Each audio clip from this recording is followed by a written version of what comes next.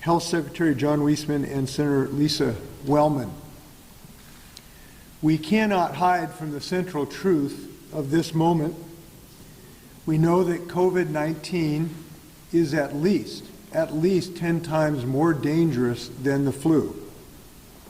And anything less than strong action amongst all of us is not appropriate or up to the task that we face at this moment as a state.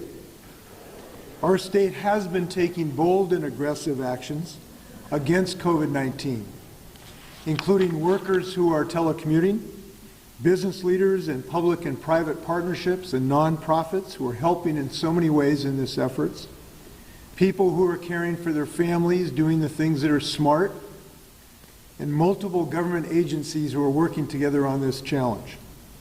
And today we are taking another such action.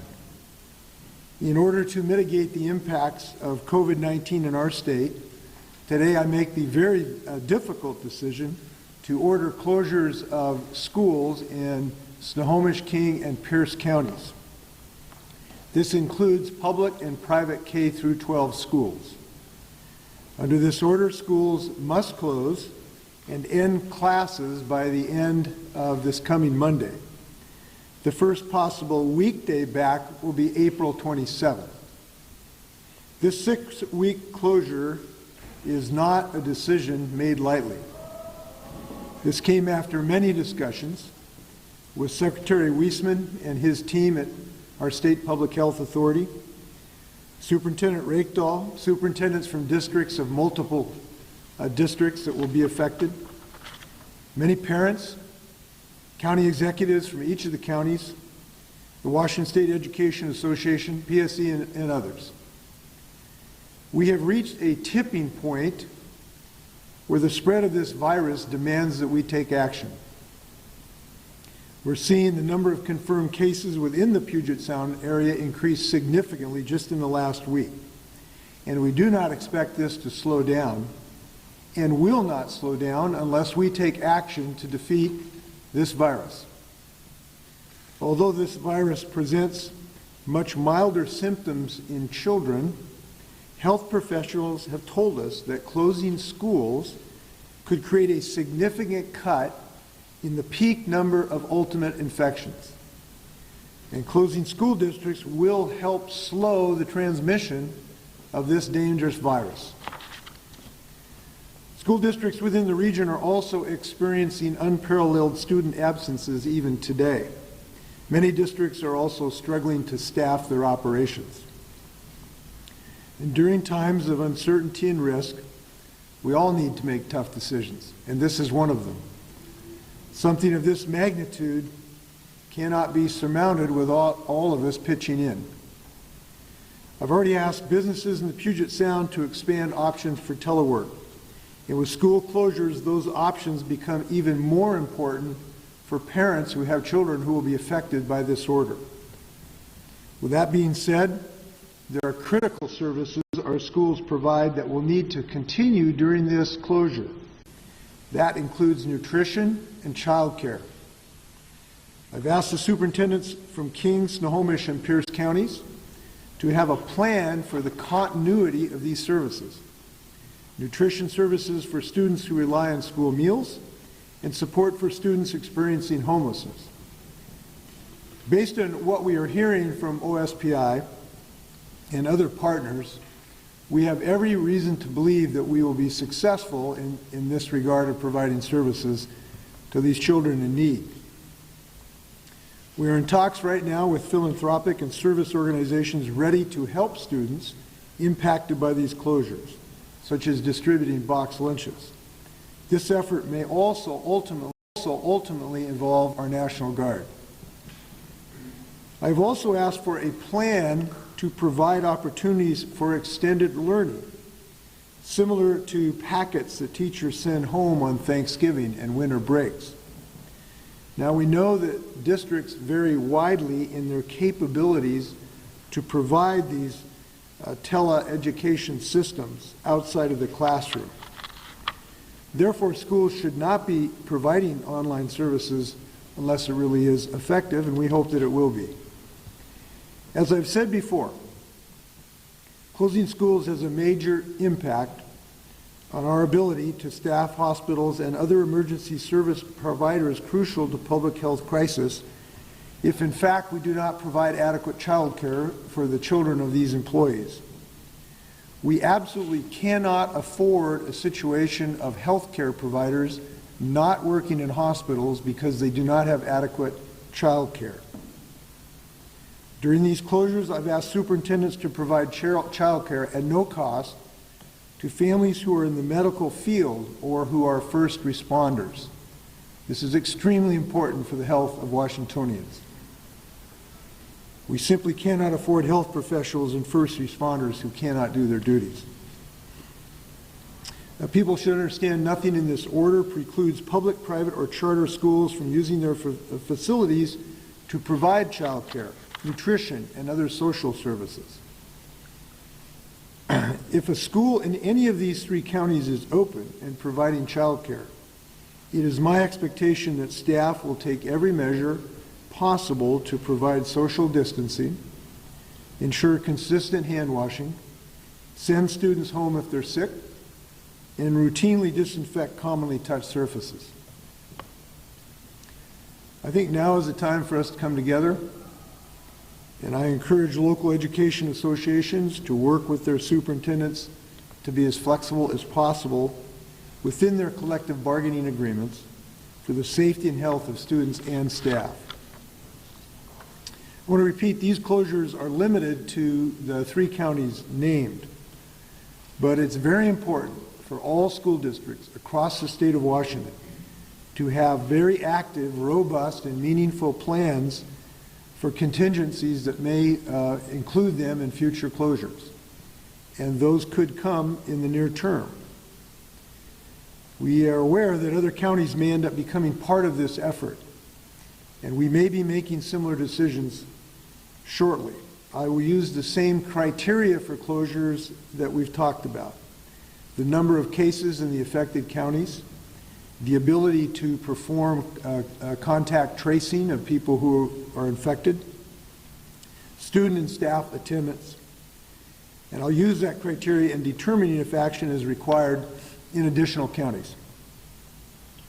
My emergency proclamation includes the flexibility to take further action in other counties, and that's why we need our districts across the state to be ready as soon as possible.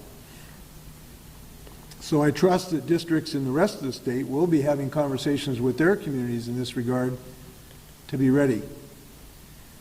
We know that with every step we take, our top priority is reducing the number of infections and deaths. And I know that school districts will be sharing their plans in coming weeks with their families. With that, I'll turn this over to Chris Rickle, who's been doing a great job in our planning process. Thanks, Chris.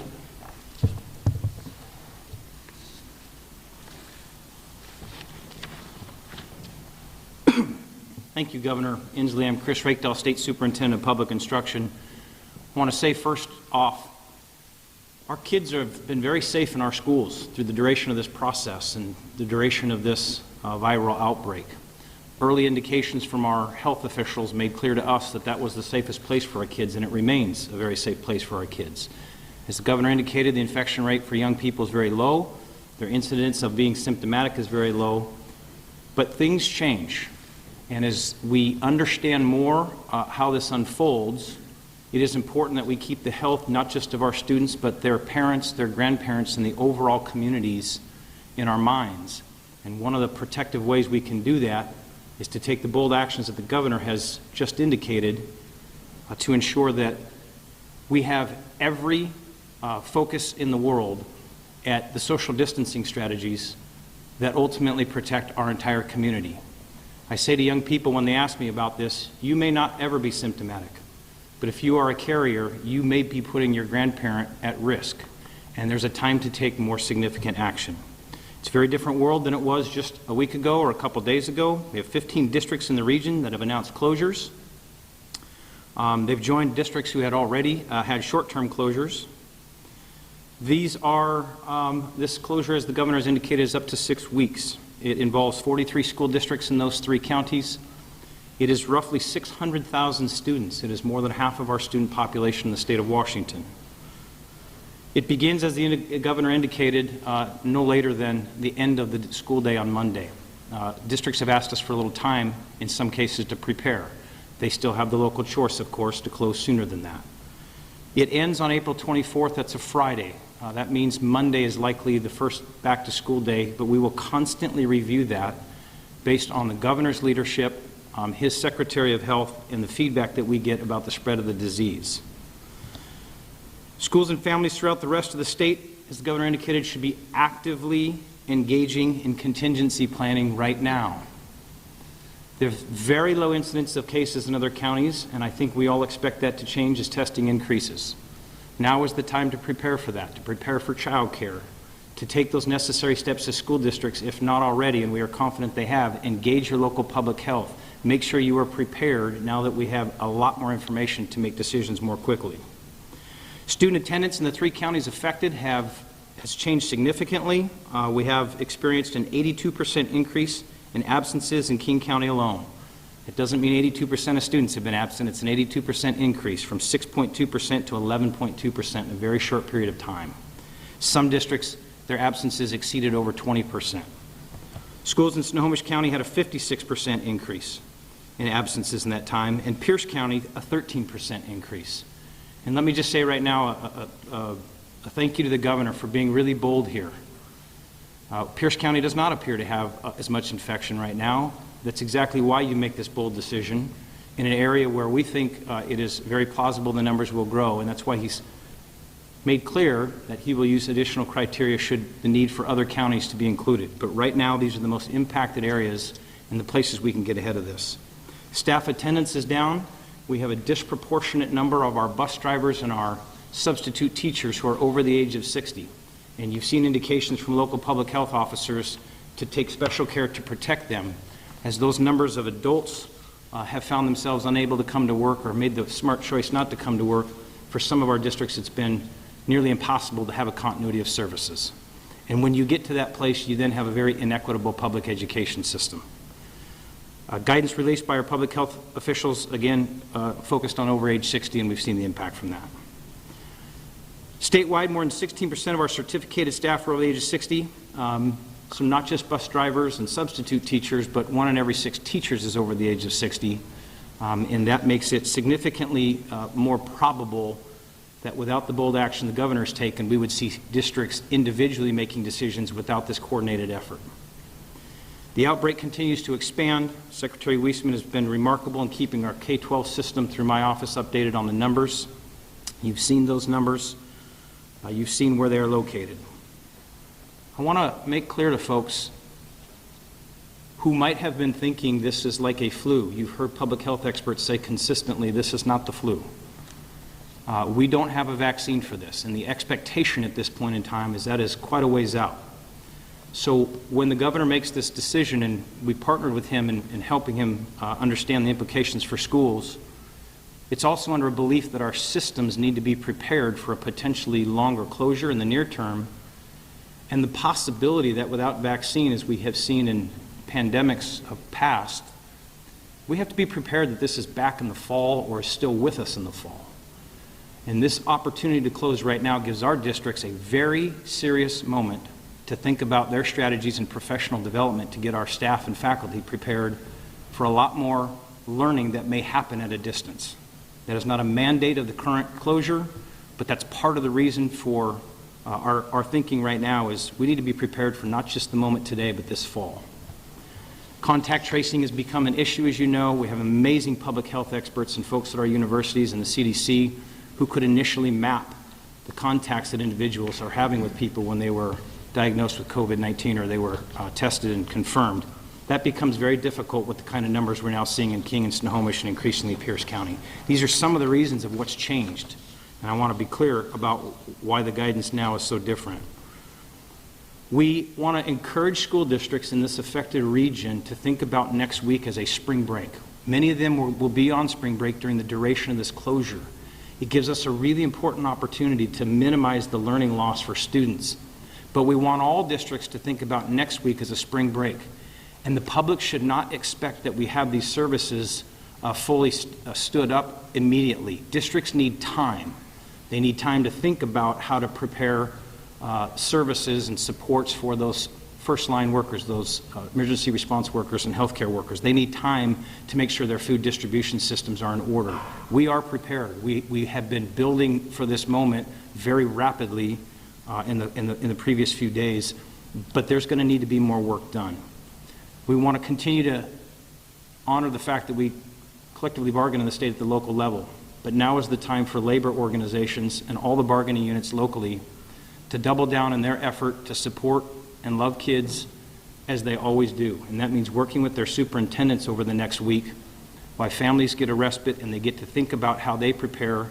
Our teams need to be getting together immediately and thinking about how to prepare our districts. This is a labor management joint effort, and if you've ever observed a teacher, most of you have them in your family, you know they will run through walls for students, and we expect nothing less in their effort to cooperate here. Everyone needs to be communicating with students and families consistently and regularly. We intend to keep our apportionment system going. I'll be clear and get rid of that term. We're going to keep sending money to our school districts. There is an expectation that with the way we need to deploy these services and continue to have supports, it will still include transportation potentially. It will still include supporting individuals. That means there is an ongoing need to send the resources. We have also heard from both the White House, lots of folks on the economic side of this thing, our private sector partners. They've led the way by encouraging private employers to continue compensating employees and finding meaningful work for them when they can. This will take an enormous economic impact to our state, to our region, and ultimately to the nation. The school system is $1 billion a month compensation system for professionals throughout the state, and we intend to keep that compensation flowing so that we are not a contributor to the economic impact, not in the short term. Our hourly workers are a challenge. I want to be very clear about that. It is a harder contemplation for those who are paid hourly in our school systems. We're working with Employment Security Department and with our districts to try to figure out strategies, obviously, to keep them fully engaged in their work and where they cannot keep compensation flowing. But that is a particular group we don't have a clean answer for right now, but we are working with them, their representatives, and our employment security folks. Finally, I want to say we're going to keep some services going, as the governor said. We already have a system in place and waivers from the federal government for meals. Every single family who needs a meal can come to our schools as we build this out over the next week, including those who were not previously eligible for free and reduced price. We have the flexibility now to provide a meal to families. So if you are a working family and you find yourself in a difficult situation, perhaps your employers had to let you go, there is not going to be a long line or a bunch of paperwork to get nutritious breakfast and lunch for your children. It's going to be available. We can continue the payroll, as I indicated. We will focus on graduation for our seniors, which means there could be additional responsibilities. Sorry, seniors, there might be some work for you still to do in this process to get you the credits that you need. We will continue to work with our partners at SAT and ACT so that our juniors in particular have an opportunity to take their assessments, which often happen in the junior year, in preparation for college admissions that they work on in the senior year. State testing is very likely to be suspended completely statewide, not just in the 3 jurisdictions that the governor has referenced in his proclamation. There's a testing window right now in one group that's wrapping up and it will conclude, but there are other tests that have long windows, including all the way to June. There is no meaningful way to produce those assessments with the kind of student absences we expect from this forced closure and the subsequent closures that are likely. We will talk about more detail on that later. Again, schools should be prioritizing their time right now while they are still open in the other 36 counties on instructional services and not worrying about federally mandated standardized assessments. Let me conclude again with this. We haven't seen this in the state of Washington, the United States, for 100 years. These are not moments that everyone is prepared for. There are questions that folks have. There are nervous and worried families. And we are working really hard in partnership to get answers to those questions, to keep services available, and to maximize the supports for families. But this is also a moment where the health science tells us we have to create social distancing in unprecedented ways. You've seen the NFL, the NBA, the NHL, Major League Baseball, the NCAA tournament. You've seen incredible announcements in the last 6 to 8 hours. We are a visible observation for the rest of the country, and that's why we're taking significant steps to close schools on such a broad geographic area impacting so many of our students. We are going to put the health and safety of our families and our vulnerable seniors first and foremost. That's what this action is about. We have a local superintendent here, Creston Barr from Eatonville School District. She heads up our School Superintendents Association, who I know could be available for questions. We have Senator Lisa Wellman here as well. Thank you, Senator, who oversees the Senate Education Committee and has been following this exceedingly closely at this point in time. I will step back, Governor, and facilitate questions. Thank you. Happy to take questions. Governor, I know you said it's a fluid situation and that other districts could be closed in the coming days, but as you may know, the state of Ohio, which has fewer cases than we do, made an announcement today that they're closing schools statewide for 3 weeks. Why not take the larger action of closing schools statewide at this point? Well, it is possible that we could do that tomorrow or the next day, depending on the rate of transmission that we're looking at. We also think it'll be useful to have the rest of the state see the success, which we believe we're going to have, managing this for families in the first 3 counties. And we have really good cooperation from the superintendents in that regard. We think that will be helpful for the state to have more confidence as this continues to develop. I want to say that your question is an important one, but almost an unanswerable one. We are making very difficult judgments here based on the information at our disposal. We have looked at the best epidemiological evidence. We've talked to the experts on this, and we're making tough decisions on this. But I want to talk about why this decision just made me think of another reason that people need to think about this. When you talk to experts about the ability to slow down an epidemic, what they tell you is that no 1, 2, or even 3 things can solve the problem. You need to have a broad-based assault on every front. And we believe this is the right place to enter the front of school closures, and that's why I have advised districts to get ready for this in other places immediately, because other closures may be coming. Governor, are these days that are going to need to be, we're going to go this right here. Governor, are these days that are going to need to be made up going into the summer based on the emergency steps? So I'm going to let Chris talk about the chronology of that. You want to talk about that? So we've given guidance to our schools already that this is obviously a pretty unprecedented moment. My office has the ability to waive both instructional hours and school days. We've already indicated to them that they are likely, assuming we make a return to school under the timeline that we have indicated here, that they will be making up some of these days into middle or later June. They also need to prepare, however, for the next school year, and there's some really essential work that goes on in that time. So at this time, we expect some of these days to be made up. We do not expect that, given the length of this closure, that it will be anywhere close to mathematically possible to make them all up. We will lose some instructional time this year in these 3 counties at a minimum. Chris, how do the seniors make up the credits? So seniors, we have credit requirements in the state, there's certain amounts of credits. There's some flexibility already in that with the State Board of Education. There are particular classes that seniors have to pass as well in order to get their high school diplomas. They've effectively done most of that their freshman, sophomore, and junior year. Often it's a civics class or something they need their senior year.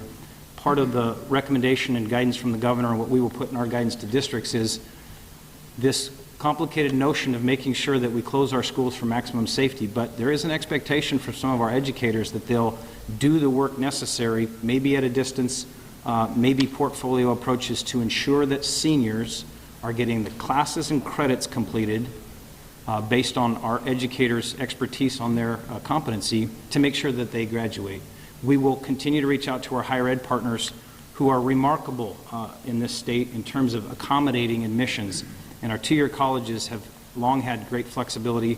Our universities have just been amazing across the country, leading the country in this state about lessening the narrowness of their admissions. And so they look at lots of factors, but we will be encouraging them to look at the spring of 2020 as an asterisk, if you will, and being very considerable, taking consideration about how unique this is for our seniors. But we will get them graduated and they will do the work.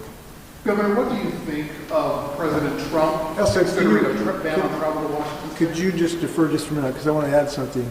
I wasn't intending to talk about colleges today, but since Chris mentioned it, our advice to all school administrators, including college administrators, who have not already closed their on-campus, non-remote learning, they need to get ready for a potential closure as well. Now, we have not had adequate discussions with college advisors to make specific decisions about this, but I would advise college leadership to do the planning necessary for potential closures as well. Essex? Governor, what do you think of President Trump considering a possible travel ban to Washington State? Well, I at the moment, you know, on occasion, this president says some things that, you know, don't come to pass, never were going to come to pass, and I hope that that's one of them. We've had no discussions with the White House on this. I've talked to the Vice President 4 or 5 times now, and that has not come up in any discussion. So at the moment, it sounds like a random comment by the President rather than a thoughtful consideration. And I will be talking to the Vice President the next day or so and about several things. I don't believe that's probably going to come up. I do want to mention something because we talked about the ability and the desire to help hourly employees in the school system. One thing that the federal government could help us on now is to do an emergency declaration which opens up the spigot of unemployment insurance to some people who otherwise do not have access to it. And I really hope that the federal government will consider that. They've been helpful. Vice President Pence has been helpful. They did. We do believe we will shortly see some guidance on unemployment insurance to help us. I spoke to Secretary the Secretary of Labor the other day about this, and he said new guidance was coming, but we need an emergency declaration to really allow us full access to unemployment compensation, which could help some of these school employees. Governor, we know that the airports are still operating. What do you say to people in Washington who are thinking of traveling? Should they not do it? Well, I would say follow the medical advice that we're getting, and I am conveying to you the best medical advice, is that people who are of age and people who have compromised health conditions and serious underlying health conditions should really be very, very cautious about exposing themselves to confined environments with many people. And that's the same advice I'd give to anyone for any confined situation. Beyond that, the federal government largely has control of those decisions on the aviation industry. And I just have to tell you, I'll just tell you what I've shared with my family. This is a moment where all of us can be leaders to ask whether we really need to be in close contact in any conditions that are really not essential. Now that's really hard to think about, but it is true. And almost for everyone who doesn't have to be in close contact for the next several weeks at least, I'm advising them to think about that seriously. Secretary, when you talk about private schools, how did you provide your advice to them? Or were they on the conference call? And secondly, I don't know if you have the powers or if it's OSPI, but homeschooling. There may be parents who now want, because of this long break, to become homeschoolers.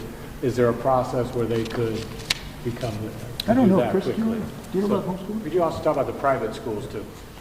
Yes, so I had a conference, video conference this morning with private schools and helped them understand that it was my understanding that this proclamation would include them. They understand that. We are often in very parallel situations in terms of the safety and health of our students and have a good coordination in that. They appreciate very much the guidance and the consistency around this. Homeschool is a choice that a lot of families make in this state, and they can continue to do that, obviously. It is incredibly about declaring that they're going to do that and then providing resources for them. Our office has some of that. There are lots of other resources out there, and we will continue to provide that for those families and others who make that choice. But there is some process they go through in making that declaration. 6 weeks if they want to. Yes. So we're going through our guidance right now on dozens and dozens of things that need to follow for our districts, and this is one that we will certainly take up and understand how lengthy that process is, who's involved, engage those folks, and if there's a way to make it simpler, we certainly will. Governor, before closing schools in eastern Washington, are there certain benchmarks for infection rates that you're going to look at? Because, first of all, we're having trouble getting infection rates in some eastern Washington counties, and there's not adequate testing over there in some cases. Yes. Well, yes, when the transmission rates and the community spread appears to be at a level to justify the downsides of school closure, we'll make that decision for other counties, eastern Washington and otherwise. Now, that is not a numerical criteria. There isn't any percentage I can give to you because we're really not, it wouldn't be meaningful at this moment to try to develop something for each county like that. So this is going to be a judgment call like many things are in public life, but I am very confident that it is the right decision, the safe decision, the prudent decision, not just for our children, but for their parents and their grandparents, to make school closure decisions when we believe it's going to try to slow down a rampant epidemic. And we are facing a situation where we have to look forward. So we can't be thinking about March 12th. We have to be thinking about May 12th. And on May 12th, we could have, 30, 40, 50,000 people who are infected with this virus in the state of Washington. And I think as elected officials, we've all got an obligation to look over the horizon. This is a decision that looks over the horizon of what our state is going to be faced with if we do not act. So we will act in counties where it makes sense. And I do want to reiterate, that could be in the very short term. That's why I'm really encouraging school districts to start thinking about this hour, about what you're going to do if we have to do closures in your county. Governor Inslee, Governor Inslee? Governor, you I said think you had one, yeah. distance Oh, learning. wait, he had one too, didn't he? Not every child has a computer and Yeah. access to the internet. What about equity here? Are you asking for districts to accommodate that, or what's your solution to that? Well, we recognize a couple things. One, if we can do distance learning to any effect, that would be great. And if districts can do that, that would be super. But we also recognize that there's very disparate economic conditions and technology conditions and access to the internet at homes. They're very different across the state of Washington. So we can't create an expectation or tell families that you're going to have remote learning a great degree available in every state or every district. You just can't do that. So if schools can do that, that would be great, but we can't create an expectation of that given the disparity in access to the internet and other financial conditions of the districts. Governor, could you confirm the 40% number of... I'm sorry? Could you confirm the 40% number that there are kids in Washington State who are on free and reduced lunch? Is that Chris number will probably correct have a on better that? number. Do you know the number on free and Do you know reduced what the lunch percentage? percentage is of children who are on free and reduced lunch in the state right now? Yeah, it exceeds 40%, but we can get you a very specific number. So moving forward, when can they start getting those meals? I know that the districts are working on that, but any idea of a timeline? So each district is going to respond as quickly as they can to that. Our guidance will be very swift. By this weekend, they're going to have the initial set of guidance on things like apportionment and things like nutrition and meals. We have districts who are very sophisticated about that right now. They do summer programs. We have districts who do not have summer feeding programs. So there could be a little bit of differences from district to the other. We're going to ensure that they know the money is there, the meals are there, that it's not a food supply issue at all. It is a matter of making very clear to them that this will be available through the entire three-county area, and again, expanded, not just those who are currently eligible. This will be eligible for any family who finds themselves suddenly in the need for it. I want to add something to that. This is something of acute interest to us, obviously, and I've been really pleased what I've heard from the superintendents of their ability to get this job done, in part because there's a variety of ways to do it. The North Shore District, I've been advised to actually have 16 remote pickup points where you can come pick up your nutrition at a remote place, maybe not even have to get out of the car. So there's a lot of creative ways to do it. I think we're going to be able to accomplish this. Governor, if following up on the question about remote learning, it's easy to Monday morning quarterback this kind of stuff. But yesterday there was an analogy made to this is like an earthquake from a science perspective. And there's been so much earthquake planning in this state. Why has there not been more planning for remote learning amongst school districts? Why has there not been a state mandate for that? Well, because we got to have school buildings for people to have to go to school, and we took the limited money and we put $8 billion of new money into schools, and we're building schools and hiring teachers. And if we had to make a decision between planning for an epidemic that might have taken 50 years to come here or hiring a teacher, we made a decision to hire a teacher. And that was the right decision. But I do believe these districts have been, I am actually impressed with the planning they've already done for the nutritional support systems. I think they've given a lot of thought to this already. And I hope and I believe we will be considerably impressed with their success. So I'm glad they're doing the job they're doing. Governor, have you given any more thought to deploying the National Guard? And what is the plan for making testing widely available? I'm hearing from frontline medical workers and doctors that they don't have the protective equipment, even if they have access to the test to do this. Many countries have mobile spots or specific places you go. I haven't heard about that happening this year. Yeah, several of our institutions are developing the remote test so you can take the sample. There's two parts of the test, as you know. Take the sample involves a swab in the nose and a little bit on the cheek.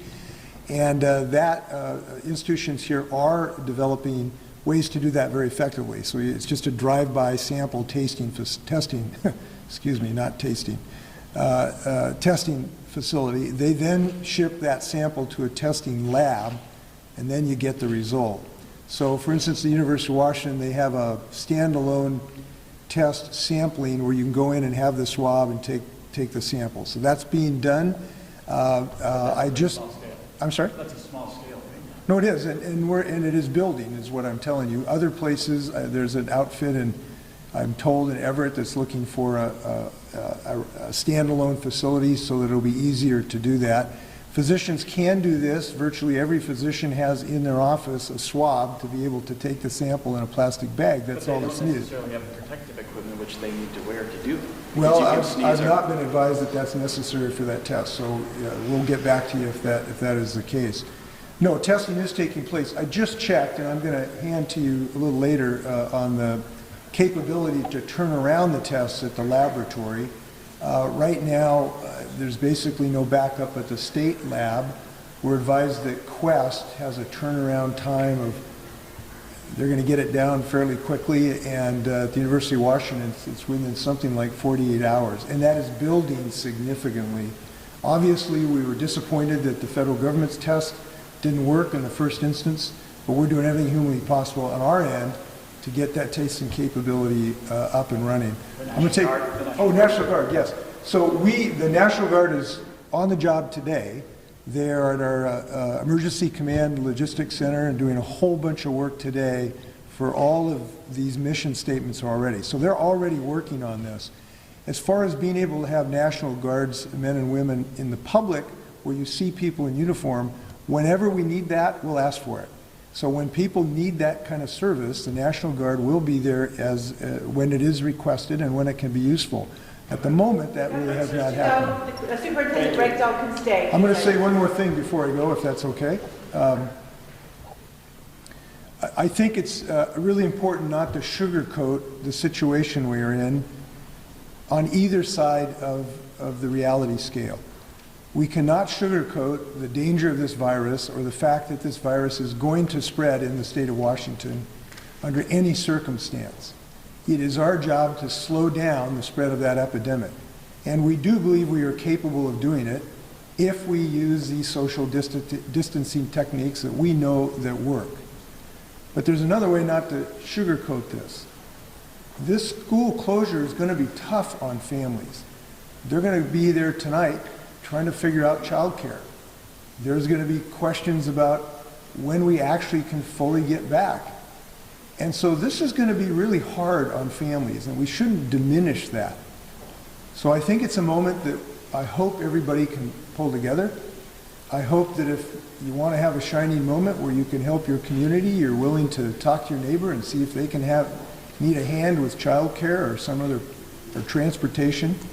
This is a moment where we can all be leaders. So far I'm seeing a lot of leaders in Washington State, and we want to continue that momentum. Thank you. John, can you answer the testing capacity question and the PPE question? We've got more of that coming in here today. Yeah, thanks for that. So recently the CDC revised its guidance around what is needed for caring for folks who might have COVID. And I think you're correct that the N95 respirator was one of those things that was recommended as you were taking samples, which some of the clinics don't have. They don't have people who are fit tested to do that. But the World Health Organization guidelines and everybody else really uses the surgical mask, the standard, face mask. And with that sort of now being the CDC guidance, that should hopefully free that up. So we are encouraging healthcare providers to listen to their patients. If their patients have symptoms consistent with COVID, especially if they're at high risk, to really encourage them to offer the test to their patients. But to expect a doctor who has an office and other patients to think about and colleagues and staff, to ask somebody to come in and be tested in that office, what if they get a positive? Do they have to shut their clinic down? I mean, shouldn't there be a specialized place or places around the state that do this instead of your own doctor? Yeah. So, this is like other things. If you go to your healthcare provider and you indicate to them, look, I might have a respiratory illness, what you will often see when you go is you will see masks at the entrance and ask to mask up, and a hand gel, etc. So we are asking people to call their providers first. And as the governor indicated, a number of providers are doing some of that testing outside their clinics. And right now, there are folks who are looking at sort of developing these quote unquote sort of drive-through testing spots, and that's being planned right now. And so we're looking at the experience of some of the healthcare providers who have already done this to see what their lessons learned have been about that. Mr. Wiesman, can you address the positive test at the Tumwater office in the Department of Health and whether you had any contact with that person? Right. So like many employers who are now having employees who test positive for COVID-19, we at the State Department of Health had an employee test positive for COVID-19 over the weekend. The employee was last at work on Friday and had no symptoms at the time.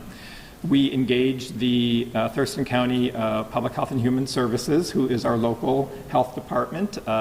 The individual was reported to that department, and we engaged them. A contact investigation is being done, and like any other situation, the individual was asked for their close contacts, and those close contacts are now not at work, and I was not a close contact. When you look at life care, for example, when you look at life care in Kirkland, it's been almost 2 weeks and those staff members there still don't all have the testing. Why is it taking so long to get testing to the epicenter of this outbreak? So I don't have all the details on the staff who've been testing. I know many of them were offered, I believe, the test. I'm not sure what their choices have been made about taking that or not. What I can say is all the residents have been tested, but that investigation actually is a local piece, so I don't have all the details on that, but I'm happy to follow up with you on that. I just don't have the details with me. Can you help in terms of, I'm confused about whether the goal of public health officials is to test a wide number of people, even those with mild symptoms, so that you can understand better how many people have this, how fast it's spreading? Or is the focus on testing those who have serious symptoms and perhaps need to be hospitalized? And maybe you can extrapolate in other ways how widespread this is. But can you give us some clarity about what the goal is with testing? In 6 weeks from now, what will that infrastructure look like? How many people will be being tested? What's the goal? So the goal in testing really is not about treatment. We need to be clear about that because there is no medication for COVID-19 that one can take right now. And so the goal in testing is really identify people who are infected so that they can know to stay home, stay away from others, and that health departments can contact them to see who their close contacts might be. So it's really that case finding and contact tracing, as the superintendent nicely said. I should make you a public health official in his remarks. So it's about that, and it's also about trying to identify sort of where it might be in our communities. So both of those are the goals with testing.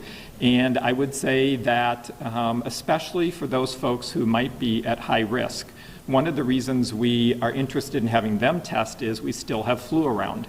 And so they can actually go to their provider and get a flu test or other rapid tests for other respiratory diseases. And if that's what they have, there are actually some medications for that they might be able to take. So that's one of the reasons we're interested in the sort of folks who have underlying chronic health conditions, is really so that if they've got other issues, they can be treated for that. But if a physician gets a call from a patient and they have the symptoms, do you want those physicians saying, come in and get tested, or stay home and stay away from people and get over this, and unless you need an emergency room or urgent care, it gets worse, I don't need to see. Right, that's the conversation that physicians are having with their patients right now, and understanding why they would want the test. And as you point out, one of the risks of having folks come into facilities is the potential for infection. And so those things are being balanced by the healthcare provider and the patient about why it is they really need the test or want the test. I think it's no secret that there's not as much testing volume out there as we would like. The governor's been really clear with the vice president and others, and with the commercial companies, that they need to come on board to provide this test. They have very large-scale operations that are all automated, and we are really looking for them to come on board so that anyone who does have symptoms consistent with COVID-19 can get a test if they desire. Given the volume right now, folks need to prioritize, and we're really prioritizing on those highest risk groups. Can you explain who coordinates the supply of test kits? For example, you mentioned LifeCare is a local case. We have the Fed saying that they were prioritizing test kits to Washington State. There's the matter of the University of Washington testing private, commercial testing. You just mentioned the state. Who's like overseeing all this to make sure tests are getting to where they're needed? So in terms of the federal government, they certainly are making sure that as our state lab, that we're getting as much testing, the product to do the testing as we can. The commercial vendors are very interested also in going to the places where there are cases, and certainly across the country, you're seeing more and more states having that. So those are the conversations the governor has had. I've been with him, with companies, encouraging them to prioritize Washington State. And I think it's important to note that some of these companies don't actually do the testing here. They actually send their tests to a lab, a centralized lab elsewhere in the United States. And so that is one of the reasons that the turnaround time for some tests may take a bit longer than some people would like, is that those have to be shipped, tested, and then the good news is the results come back electronically. So if somebody goes to their doctor's office, they say, hey, I think I need to get tested. The doctor agrees. What then happens? Does the doctor call the state health lab and say, hey, I have someone here that I think needs a test? It can happen in a variety of ways. Now that the commercial labs are coming on board, clinics usually have a relationship with one of the testing companies for a bunch of other tests they do, whether that's, and so there are a number of large companies. So they're most likely using their normal vendor for their lab tests. They can also order it and send it to the University of Washington or to the state lab. So they do have options. And then one last question. So then what's the state lab's purview? Like where and when and how are they administering tests then? Yeah, so ideally when we have all the commercial labs up and running, the state health department lab, we're very manual. We do not have an automated system. It isn't what public health labs are set up to do. It's not our business. So our priorities really are trying to do these investigations around clusters, and whether it's testing healthcare workers, testing people in an isolated outbreak situation like a nursing home to prioritize those, prioritizing folks in public safety. So our role becomes really more of a public health investigation piece is what the state lab role normally is. And as this testing capacity is coming on board, we are moving more and more into that role. Secretary, can you tell us, because we're talking about education today, what are the total numbers of positive tests in public schools and private schools, both students, adults? What do we have in terms of numbers and where those clusters are? Yeah, so as we have said earlier, that the cases in younger folks are usually much smaller in number. Their symptoms tend to be very mild, maybe so that they don't even realize that they might have COVID. In the current tests that we have done, 2% of the test results that are positive have been in those under the age of 19. So it's a really small number of folks. The vast majority of those who test positive are in the 60 and over category, and that's typical of what we see, I think 50-some%. It's also who we're encouraging to get tested.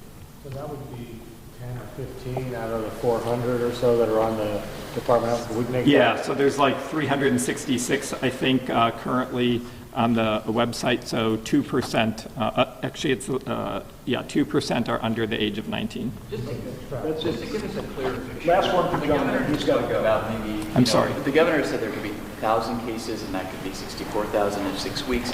Do you have any clearer sense today of what the actual number is? And secondarily, you have this national stockpile equipment. Are you getting urgent requests for that from county public health offices, from frontline providers? Is there a need for that equipment?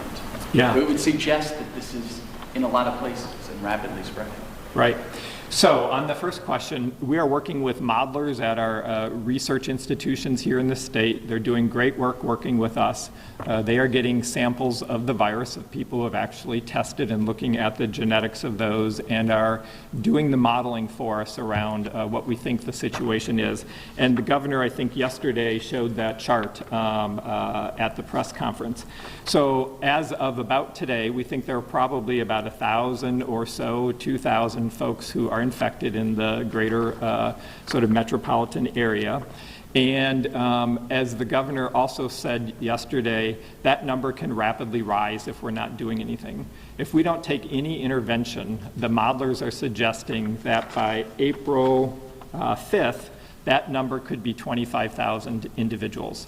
But the good news is we've taken action. The governor and the local elected officials and public health officials met over the weekend looking at all these data and decided now was the time to take a look at restricting public events, as you know, to those no more than 250. We continue to take a look at that. This action around the schools is a similar action that we're taking, and our goal is to see to it that that line doesn't keep going up, that it's a slower acceleration and flattens, and that's exactly what we are working on right now. It's why we need everybody to heed our advice, to take this very seriously. If you have not taken this seriously before, now is the time. Now is the time that if you are not washing your hands well, that you do that. Cover your coughs with a tissue. When you throw that in the garbage can right away, don't leave it laying around. Those are the things that are important. In terms of the personal protective equipment, the personal protective equipment supply is extremely tight. Our healthcare providers are having a very difficult time ordering those supplies. We know that. And the governor has had conversations with the vice president, as I have had with federal officials, about the need for them to increase the production of that personal protective equipment. We have to keep our healthcare workers safe in order for us to address this outbreak. Okay, you gotta go. And and to finish with that, the state, when folks can't get supply, then they go through their local emergency management, and if they can't get PPE, then it comes to the state, and we tap into and make requests of the federal government to the Strategic National Stockpile. We've done that now on, I think, maybe 4 occasions and have been receiving our supplies. Thank you. So that's true. The stockpile is working. We're getting it. It's getting to people. The governor talked to the vice president yesterday about it again, so it's not been a problem. All right, thanks, everyone.